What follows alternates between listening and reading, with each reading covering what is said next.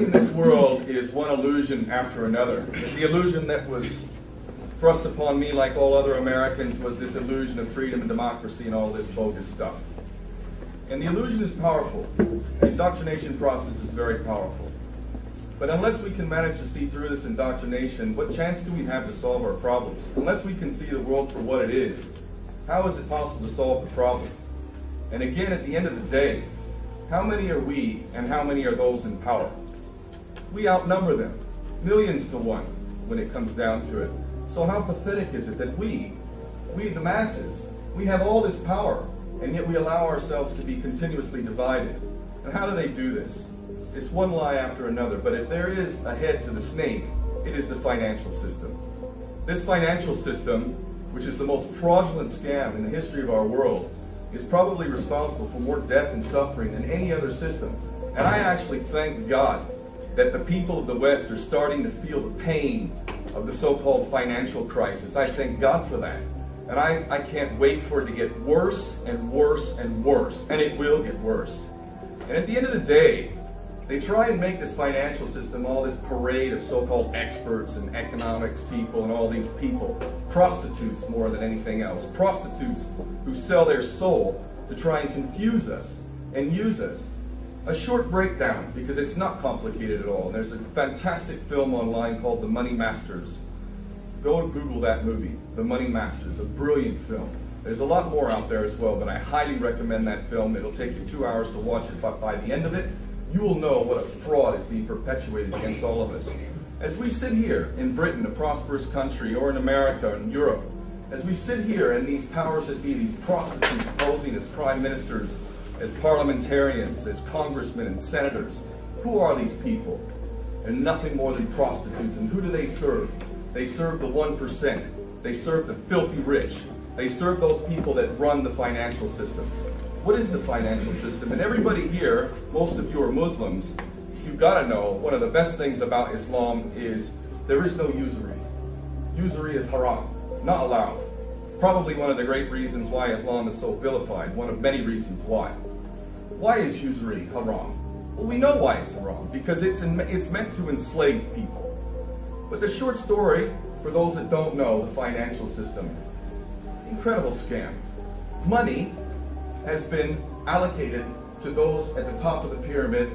Those people are the ones that are allowed to print the money. In America, it's the Federal Reserve. Here, it's the Bank of England and the European central banks. These fraudsters are allowed to print money out of thin air, backed by nothing.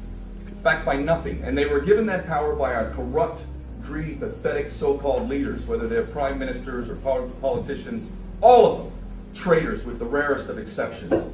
They have given the power on behalf of us, who they supposedly speak for these tyrants to be able to print the money. They then loan the money.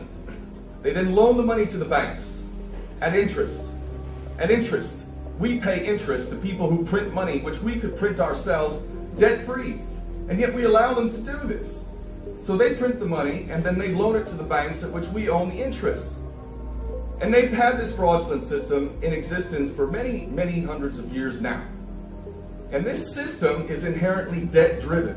The point of it is to indebt us, so that we have to pay more and more taxes to pay off a debt that can't possibly be paid off. Because the amount of debt that is created from the money that is printed, there is not enough money in circulation to pay off the debt. So there will always be debt. There is no way to balance the budget. We will always be in debt.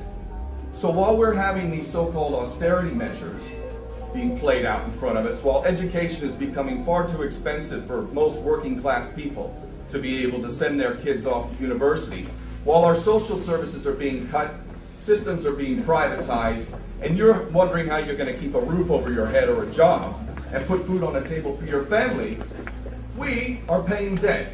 To who? This is the one question. The one question when they talk about the debt and the need to cut social services and increase your taxes, why are we doing that? Because we're in debt. To who? Who do we owe the money to exactly? Do we ever think about that? Who do we owe the money to? I'll tell you who we owe the money to.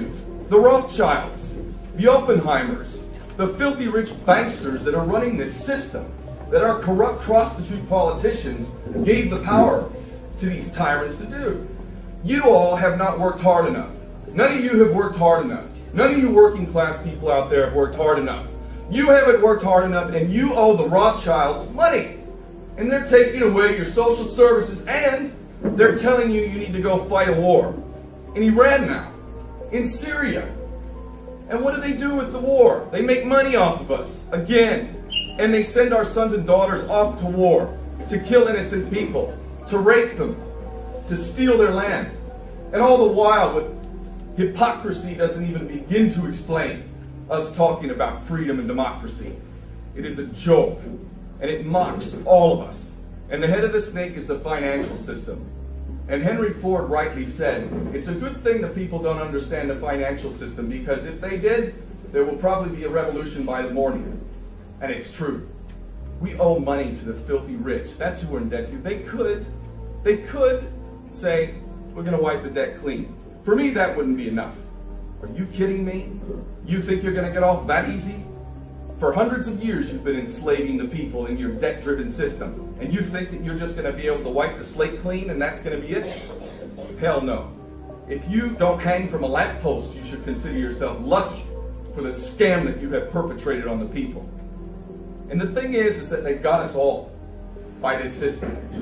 They control the money. It's not even paper to them. They don't even need to print the money. They can simply go into a computer, type in a couple extra zeros in an account, and someone has got money.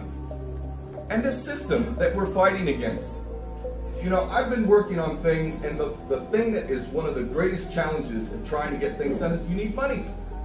Well, guess what? Who are we fighting? Who we're fighting has an infinite supply of money.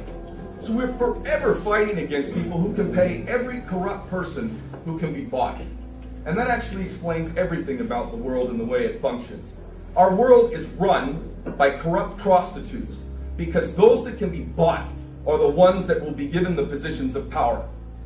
And ideally we like corrupt people who like little boys or high-class prostitutes, and we like to have videotapes of them, because if you ever think to do what's right, then we'll release those videos of you with some little boy or some prostitute. Literally, the more corrupt you are, the more qualified you are to be a prime minister or a president. Literally. This is the system we live in. It rewards the corrupt, and it punishes those people who actually have some integrity. That is the system, and the head of the snake is the financial system. And until we change that system, we are fighting an uphill battle.